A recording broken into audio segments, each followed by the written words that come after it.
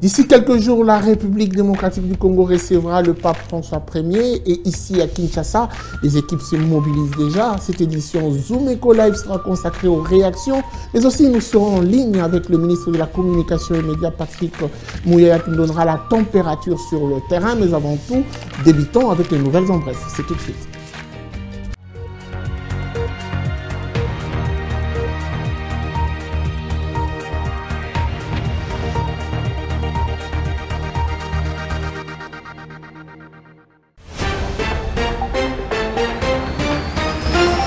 Débutons ces informations. Au cours du premier trimestre de l'année 2023, le gouvernement de la République démocratique du Congo prévoit de lever 320 milliards de francs congolais, soit plus de 159 millions de dollars américains, sur le marché financier local des obligations du trésor indexées et de bons de trésor indexés. C'est ce que renseigne le calendrier d'émission des obligations du trésor indexées et de bons de trésor indexés pour la période comprise entre février et mars 2023. Autre nouvelle, la délivrance de première carte d'identité avec un identifiant fiscal interviendrait d'ici le mois de décembre 2023. Ces assurances émanent du ministre congolais des Finances, Nicolas Kazadi, au cours du magazine Face à Face de la radio Top Congo FM, organisé le dimanche 15 janvier 2023. Nicolas Kazadi a fait savoir que cette carte d'identité, munie d'un identifiant fiscal, permettra au pays de maximiser au mieux les impôts. Plus de détails sur Zomeco.net. Poursuivons ces informations dans un communiqué rendu public le mercredi 18 janvier 2023 par les départements d'État américains. Les États-Unis d'Amérique rassurent de leur soutien à l'engagement pris par la République démocratique du Congo et la Zambie dans la fabrication de batteries électriques pour véhicules. Surtout qu'on sait que les deux pays ont pris l'engagement de respecter les normes internationales pour prévenir, détecter et intenter des poursuites judiciaires dans le cadre de la lutte contre la corruption tout au long du processus. Le communiqué du département d'État d'Amérique intervient après que deux premiers producteurs du cobalt en Afrique, en l'occurrence la RDC et la Zambie, ont signé en date du 13 décembre 2022, en marge du sommet des dirigeants des États-Unis d'Afrique, un protocole d'accord pour renforcer la chaîne de valeur de batterie des véhicules électriques.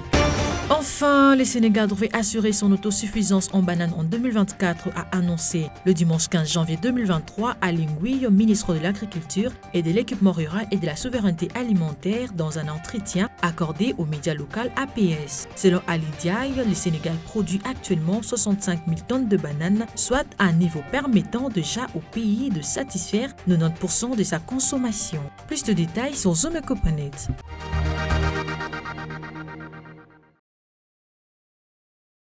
Avant de parler de ce grand rendez-vous attendu par les Congolais, nous recevons pour vous Judith Unamaka, avec qui nous allons parler des obligations du Trésor, 314 milliards de francs congolais visés en 2023. Judith Unamaka sera avec nous sur ce plateau après ceci. Suivez.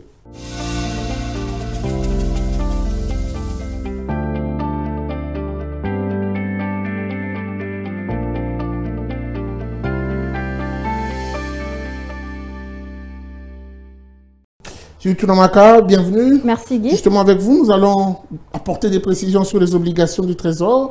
Ici, vous donnez des précisions en énumérant un chiffre, 314 milliards de francs congolais visés en 2023. Mais avant tout, j'aimerais que l'on parle d'abord du taux de change. Qu'est-ce que l'on doit retenir? En prenant en compte la cote de bourse en République démocratique du Congo, on peut comprendre qu'à l'officiel, 1 dollar s'évalue à 2016 francs congolais, un franc CFA s'altère à 3,26 centimes et 1 euro se coopère à 2141 francs congolais. Concernant le segment marché parallèle, nous avons ciblé aujourd'hui Kinkolé et dans ce lieu, 1 dollar s'interchange à 2100 francs, 1 franc CFA vaut 3,31 centimes et 1 euro équivaut à 2151 francs congolais. Alors ma question est simple, Judith Unamaka, combien le gouvernement congolais compte capter comme somme sur le marché financier local des obligations du Trésor indexées en 2023? Le gouvernement de la République démocratique du Congo compte capter sur le marché financier local des obligations du Trésor au profit de la Banque centrale du Congo un montant de 314 milliards de francs congolais, soit plus de 155,9 millions de dollars américains au cours de l'année 2023. Et c'est du moins ce que ressort le calendrier d'émission des obligations du Trésor au profit de la Banque centrale du Congo pour la période allant de janvier à décembre 2023. Mais quelle sera alors la répartition de ces emprunts? Voilà, entre janvier et mars 2023, le calendrier publié par le ministère de Finances prévoit des emprunts de 78,50 milliards de francs congolais. Au cours du deuxième trimestre, le gouvernement congolais compte mobiliser la même somme de 78,50 milliards de francs congolais pour la période comprise Entre juillet et septembre 2023, le gouvernement projette aussi des emprunts de 78,50 milliards de francs congolais, soit près de 39 millions de dollars américains. Au dernier trimestre 2023, l'exécutif national vise le même montant de 78,50 milliards de francs congolais pour atteindre les assignations annuelles sur les obligations du Trésor au profit de la BCC. Ici est donc de souligner que la maturité de ces opérations varie de 2 à 5 ans. Alors on parle, vous êtes revenu sur le mot plus d'une fois, obligation du Trésor. On aimerait comprendre et également faciliter la compréhension, c'est que nous suivons en ce moment, les obligations du Trésor. Comment est-ce que ça s'opère? Voilà, une obligation du Trésor indexée, rappelons-le, est un titre de créance remboursable à moyen ou court terme, durée supérieure ou égale à 3 ans, et émis par le Trésor public d'un État, soit par voie de syndication, accessible via un groupement d'établissements financiers, soit par voie d'adjudication aux enchères. Toutefois, l'émission des obligations du Trésor au profit de la Banque centrale du Congo signifie que le Trésor public doit de l'argent à la BCC. À cet effet, le gouvernement émet des obligations du Trésor comme instrument financier pour payer ses dettes vis-à-vis de la Banque centrale à un taux d'intérêt donné et pour une période déterminée. Après que le gouvernement a émis les obligations du Trésor au profit de la Banque centrale du Congo, expliquent d'ailleurs certains experts, la Banque centrale peut aussi titriser ses créances qui lui sont dues. Et la titrisation va donc consister à vendre ce que le Trésor public lui doit en petits titres à des particuliers ou des entreprises pour sortir cette dette de son bilan, notamment dans le cadre d'un événement d'assainissement des états financiers de la Banque centrale du Congo. Merci beaucoup à vous, Judith Unamaka, pour cette spéciale présentation du jour. Merci à vous, Guy. Alors, je vais finir cette partie avec une petite question de curiosité. Vous êtes catholique, vous êtes mobilisé également à accueillir le pape qui arrive dans pas longtemps? Oui, tout à fait. D'ailleurs, je chante dans une chorale et notre organisation prévoit juste d'animer la messe qui aura lieu ce jour. Voilà, puisqu'on en parle, il est important de rappeler que ça fera 3 fois que les papes ont foulé leurs pieds ici en République démocratique du Congo. L'histoire nous rappelle 1980-1985 avec le pape Jean-Paul II. 2023, ça sera le pape François Ier. Nous vous prions de suivre les réactions au micro de Zoom Eco Live de la population, surtout au sujet de leurs attentes. Nous allons nous retrouver juste après pour les commentaires. Pape François a voulu d'arriver ici à Kinshasa, c'est un peu très bien parce que le pays va très mal. Si Pape arrive, ça peut changer des choses. C'est la joie aujourd'hui pour avoir le nouveau Pape François qui arrive chez nous au Congo, c'est bien. Moi je peux dire que l'ambiance n'est pas toujours la même parce que l'arrivée du Pape c'est bien parce qu'il faut quand même qu'il y ait quand même la paix à l'Est où nos frères sont en train de souffrir, mourir. Papa au Rwandais, parfois l'arrivée des papes, quand même, ça va pas avoir quand même la solution. Non, l'ambiance, ça va total avec Fachi Béton. Aïe, abisso ba catholique to yamba. Ba tunyo spiro yamba pas sazalim concept ali tata na biso. Aïe ato sepela makasi. Ambiance ezaka moko bazaka ba papa bazaka eloko moko. Ami balete ka moko wana. Ata liboso te ami balé bazaka ba papa na biso. Ça fait belle lurette depuis l'époque de Mobutu qu'on n'a pas encore entendu des vraies choses. Tel qu'il arrive, c'est une église frère, sœur plutôt. Nous devons l'accepter. Il doit venir donner un message d'abord aux chrétiens catholiques parce qu'ils sont plus nombreux d'abord dans notre nation. Ils sont représentés dans des coins et recoins. Donc il a un message fort, peut-être de la paix comme nous sommes pendant la période de guerre. Mais l'essentiel c'est qu'il connaît au moins le fond de notre problème. Ils étudient les fonds avant que lui-même ne puisse arriver. Donc il a ses représentations à l'Est, comme nous avons des problèmes de la guerre. Il a ses représentations au niveau du centre. Il a ses représentations dans les 4 coins de notre nation. Donc nous espérons que ce sera un message spirituel de réconfort, de fortification, basé bien sûr sur la parole de Dieu. Alors je pense que cette fois-ci ça doit être plus que ce qu'il y était avant. L'accueil, en fait, la publicité, la communication doit être au niveau actuel. Donc ça doit toujours dépasser, c'est ce que j'ai pu demander à la représentation nationale. À ce sujet, nous sommes en ligne avec le ministre de la Communication et Médias, Patrick Mouyaya. Bienvenue à vous et merci de faire cet honneur à Zoom Eco Live. Oui, bonjour Monsieur Guy. Alors, on va commencer déjà avec la première question. Ici, on parle des préparatifs sur le terrain. On aimerait bien savoir, est-ce que ces préparatifs vont bon train à moins de 2 semaines de l'arrivée du pape, justement?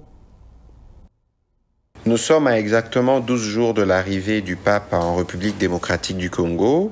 Et comme vous avez vu tard cette nuit ou hier encore, nous étions sur terrain d'abord nous-mêmes, ensuite avec le Premier ministre chef du gouvernement, pour faire le point de l'évolution des travaux sur le site principal qui abritera la grande messe Andolo. Et tout va bien et donc tout devrait être prêt à la date indiquée. Et nous espérons que les Congolais vont massivement se mobiliser pour écrire l'histoire ces jours-là, parce que c'est historique de recevoir le pape dans un pays. Justement, monsieur le ministre, comparativement aux années précédentes, je parle ici de 1980 et 1985, où l'on a vu et on a vécu, même pour certaines personnes, une participation dans la mobilisation de la Senko, mais aussi des chrétiens catholiques qui étaient très ancrés dans la chose. Cette année, on sent une sorte de froideur. Est-ce que c'est la question qui arrive? La mobilisation ou l'organisation s'est fait toujours en mode tandem. J'explique, la Senko et le gouvernement congolais. Froideur, moi je n'ai pas perçu de froideur. Je sens plutôt de l'engouement avec l'Église avec laquelle nous travaillons étroitement d'ailleurs depuis que l'annonce a été faite l'année dernière. Il y a eu les reports, sûrement que le report a eu une incidence sur la dynamique qui a été enclenchée, mais je crois que la stratégie mise en place de manière conjointe avec l'Église nous permettra de réussir l'événement, ou tout au moins tous les événements qui sont prévus en marge de la visite historique du pape. Et donc, en 85, je ne sais pas si vous étiez déjà là pour voir ce qu'il a été, mais le contexte, il est différent. Il ne faut pas oublier que nous sommes dans un contexte où il y a eu beaucoup d'églises de réveil qui sont arrivées, mais l'Église catholique est restée, comme on aime le dire chez nous, la maison mère. Monsieur le ministre, laissez-moi rebondir sur une phrase, un mot qui titille en moi. Cette question, vous parlez d'une stratégie mise en œuvre. Est-ce que cette stratégie sera une stratégie de proximité pour fédérer tout le monde à cette mobilisation, mais également à la sensibilisation? La communication dans la sensibilisation, on utilisera tous les canaux. Évidemment, il y a Zoom Echo qui peut être associé en fonction de son public, mais il y a aussi des actions de terrain qui vont se faire à travers le carnaval motorisé avec l'église, les différents. Vous savez que l'église, c'est 175 paroisses à Kinshasa, avec un réseau de fidèles et des volontaires. Donc nous allons combiner nos efforts pour être sûr que la stratégie de proximité fonctionne et que les gens prennent rendez-vous pour la messe du 1er février et qui se déplacent en famille pour venir écouter les paroles papales. Il est important de rappeler, monsieur le ministre, qu'il y a quand même des délégations qui se mobilisent, qui viendront justement de province pour participer à ces grands événements. Nous avons visité avec vous le site de Ndolo. D'ailleurs, j'ai fait partie de la délégation. Est-ce que ça sera un site qui sera ouvert à tout le monde ou ça sera un site très limitatif? Écoutez, le site, il est immense. Je pense qu'on aura un espace de plus de 850 000 m² qui peut accueillir, en tout cas, le minimum, c'est 1,5 million de personnes. Nous espérons que les fidèles vont ces jours-là se déplacer massivement pour montrer à la face du monde que nous sommes le premier pays catholique en Afrique et pas seulement. Parce que lorsque vous recevez le pape, vous recevez aussi un chef d'État et nous allons montrer que nous avons notre sens de l'accueil légendaire ces jours-là. Vous parlez de moins en moins de la sécurité, monsieur le ministre Patrick Mouyaya. Est-ce que vous avez déjà pris les précautions qu'il faut pour que la sécurité soit également une garantie pour éviter le pire? Il y a une dimension sécuritaire importante parce qu'il ne faut pas oublier que dans la préparation de cette visite historique, nous avons plusieurs commissions, notamment une commission chargée de la sécurité. Et cette commission chargée de la sécurité s'occupe de tous les aspects. Le pape, nous avons dit, rang des chefs d'État, et donc nous avons la garde républicaine qui est impliquée, la police qui sera impliquée et tous les services non apparents qui seront impliqués pour s'assurer que les dispositions sont prises.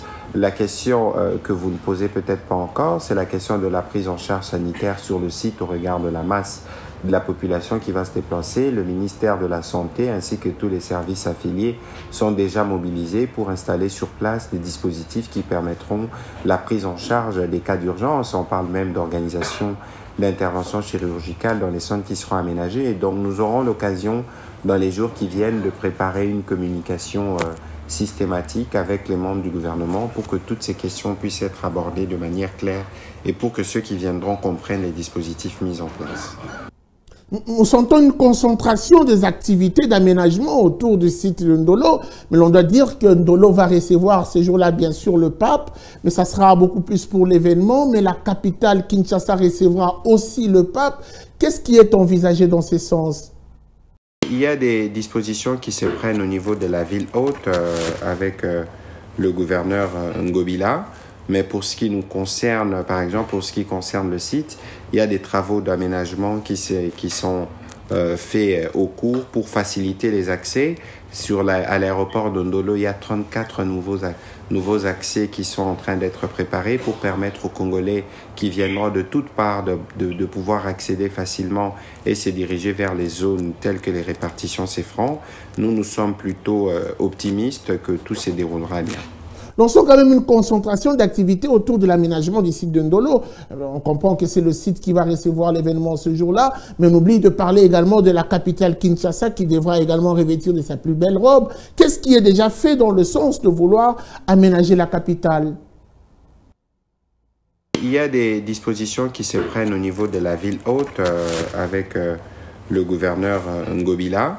Mais pour ce qui nous concerne, par exemple, pour ce qui concerne le site, il y a des travaux d'aménagement qui sont faits au cours pour faciliter les accès. À l'aéroport de Ndolo, il y a 34 nouveaux accès qui sont en train d'être préparés pour permettre aux Congolais qui viendront de toutes parts de pouvoir accéder facilement et se diriger vers les zones telles que les répartitions s'effront. Nous sommes plutôt optimistes que tout se déroulera bien. Merci beaucoup à vous, monsieur le ministre, pour ces précisions. Je rappelle que vous êtes le patron de la communication et des médias. C'est moi qui vous remercie. Voilà, j'aimerais également en profiter pour vous annoncer que Zoom Eco Live à ce sujet a produit un documentaire qui vous sera présenté d'ici les prochaines éditions. Donc, n'hésitez pas à rester connecté sur nos différentes plateformes. Vous suivrez en intégralité le documentaire qui rappelle l'histoire et l'évolution de toutes les arrivées de tous ces papes qui ont fait l'honneur à la République démocratique du Congo. Nous allons poursuivre. Cette fois-ci, nous allons prendre la chronique qui nous est présentée par Patrick Bomboka. C'est tout de suite après ceci. Suivez.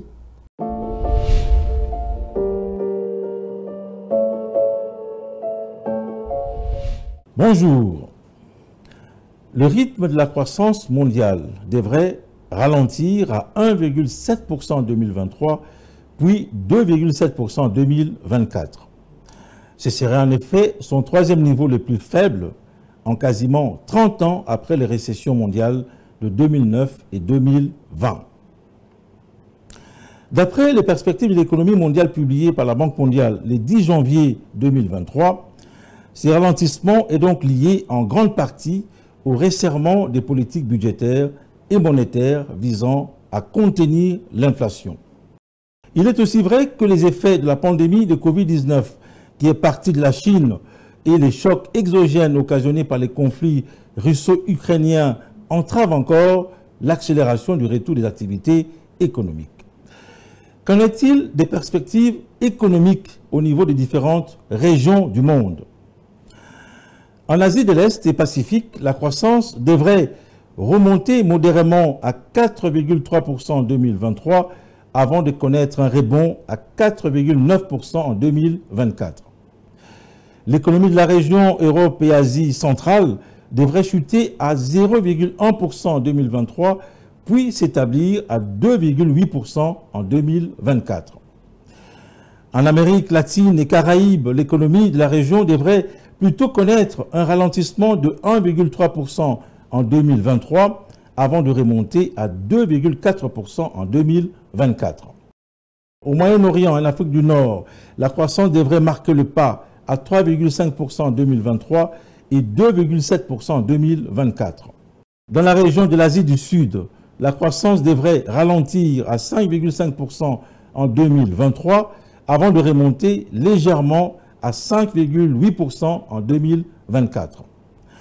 Enfin, dans la région de l'Afrique subsaharienne, la croissance devrait se modérer pour s'établir à 3,6% en 2023, puis à 3,9% en 2024. La Banque mondiale anticipe donc un ralentissement marqué et généralisé, les prévisions étant revues à la baisse pour 95% des économies avancées et près de 70% des économies de marché émergentes et en développement.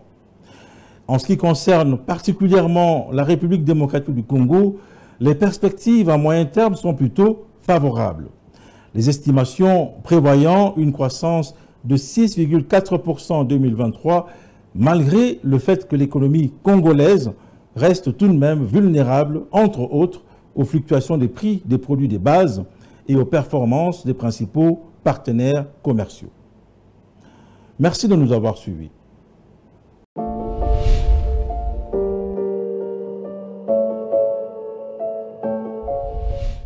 Nous allons nous quitter avec la rubrique Agenda qui donne le rendez-vous de la semaine et cet agenda nous est présenté par Adassa Grace. C'est tout de suite.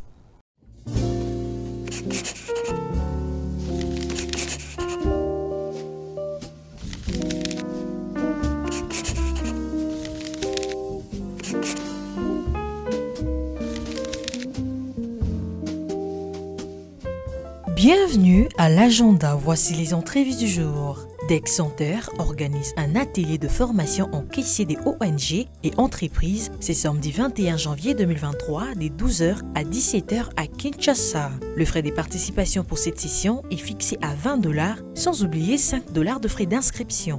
À présent, World Consult organise une nouvelle session en fiscalité et la gestion de ressources humaines appliquée au logiciel Sage Pay. Elle débutera le 14 février prochain à Kinshasa avec 2 vacations, de 8h à 10h pour la première vacation et de 16h30 à 18h30 pour la deuxième vacation à Kinshasa. Sans oublier le frais d'inscription qui est fixé à $5. Un rappel, le débat citoyen sur le leadership engagé le combat de la prospérité partagée, pourquoi l'État doit avoir une vocation d'entrepreneur, le rendez-vous est pris pour le 27 janvier prochain à Kinshasa. Et pour finir, signalons à tous les Kinois que l'arrivée du pape François est prévue le 31 janvier prochain à Kinshasa. Merci de nous avoir suivis. Au revoir.